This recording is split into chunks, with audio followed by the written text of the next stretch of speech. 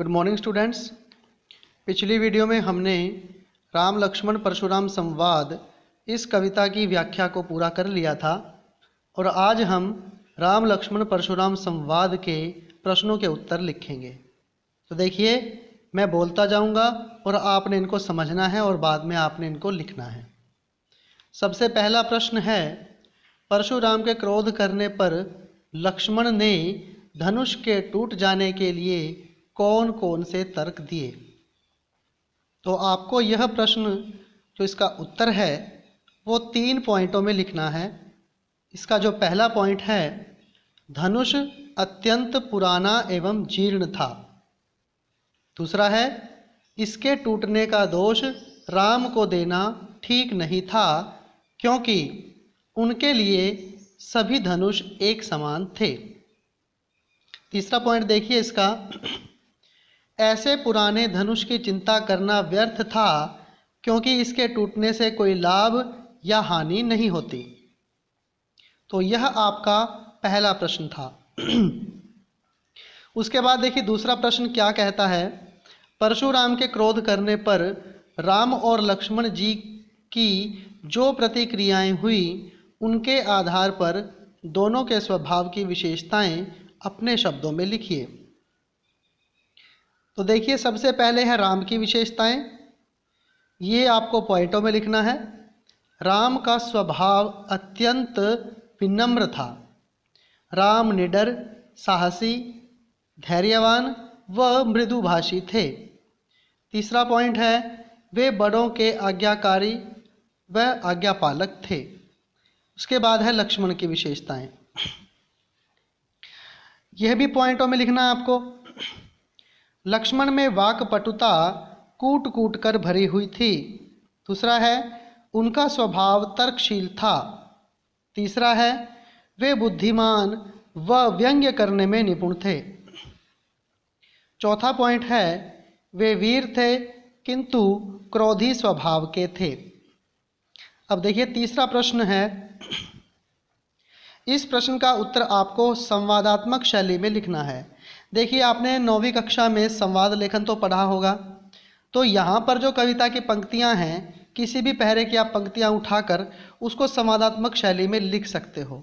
इसमें आपको क्या करना होगा, जो लक्ष्मण है, लक्ष्मण लिखकर उसके भावों को लिखना है। उसके बाद उसने बात क्या बोली है वो आपने लिखनी है। उसके बाद परशुराम की भी आपने सेम यही बात लिखनी है। तो देखिए, सबसे पहले लक्ष्मण लिखना है आपने और ब्रैकेट में लिखेंगे हंसते हुए, हे देव, हमारे लिए सब धनुष एक जैसे हैं, वैसे भी इसके टूटने से किसी को क्या लाभ या क्या हानि हो गई। वैसे भी राम ने इसे आंखें भरकर देखा ही था, यह तो छूते ही टूट गया, इसमें राम का कोई दोष नहीं था। अब इसका जवाब जो परशुराम है वो कैसे देंगे। देखिए, परशुराम लिखेंगे और ब्रैकेट में लिखेंगे अपने कुल्हाड़े को दिखाते हुए, हे दुष्ट, क्या तुम्हें मेरे स्वभाव का पता नहीं है। मैं तुम्हें बच्चा समझकर नहीं मार रहा और तू मुझे मूर्ख समझ रहा है। मैं तो बाल ब्रह्मचारी हूँ और अति क्रोधी हूँ और क्षत्रिय कुल का द्रोही भी हूँ।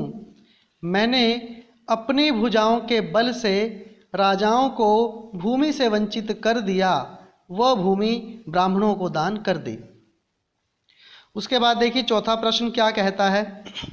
इसमें आपको इन्होंने एक पहरा दे रखा है और इस पहरे के आधार पर यह पूछा गया है कि इसमें क्या कहा गया है। पहरा आपका यह है, बाल ब्रह्मचारी अति को ही, और लास्ट में है मोर अति घोर। परशुराम ने कहा कि वह तो बाल ब्रह्मचारी है, वह अति क्रोधी है। सारा संसार जानता है कि वह क्षत्रिय कुल का विरोधी है। उसने अपनी भुजाओं के बल से अनेकों बार भूमि को राजाओं से छुड़ाकर ब्राह्मणों को दान किया है। उसने तो सहस्त्रबाहु की भुजाओं को भी काट डाला है। लक्ष्मण को कुल्हाड़ा दिखाते हुए वह बोला कि हे लक्ष्मण, तुम अपने माता पिता को सोच में क्यों डाल रहे हो। उसके कुल्हाड़े की आवाज़ सुनकर तो गर्भ में पल रहे बच्चे भी मर जाते हैं। उसके बाद देखिए 5वां प्रश्न क्या कहता है। लक्ष्मण ने वीर योद्धा की क्या क्या विशेषताएं बताई हैं। यह भी आपको पॉइंटों में लिखना है। वीर योद्धा रण क्षेत्र में शत्रु के समक्ष पराक्रम दिखाते हैं। वे शत्रु के सामने अपनी वीरता का बखान नहीं करते। दूसरा पॉइंट है, वे शांत, विनम्र और धैर्यवान होते हैं। तीसरा पॉइंट है, वीर पुरुष किसी को भी अपशब्द नहीं कहते। तो दोस्तों यहाँ पर अब तक इसके ये मैंने आपको 5 प्रश्न करवा दिए हैं। अगली वीडियो में आपको इसके मैं 6 से लेकर 10 तक जो क्वेश्चन बचते हैं वो करवाऊँगा। धन्यवाद।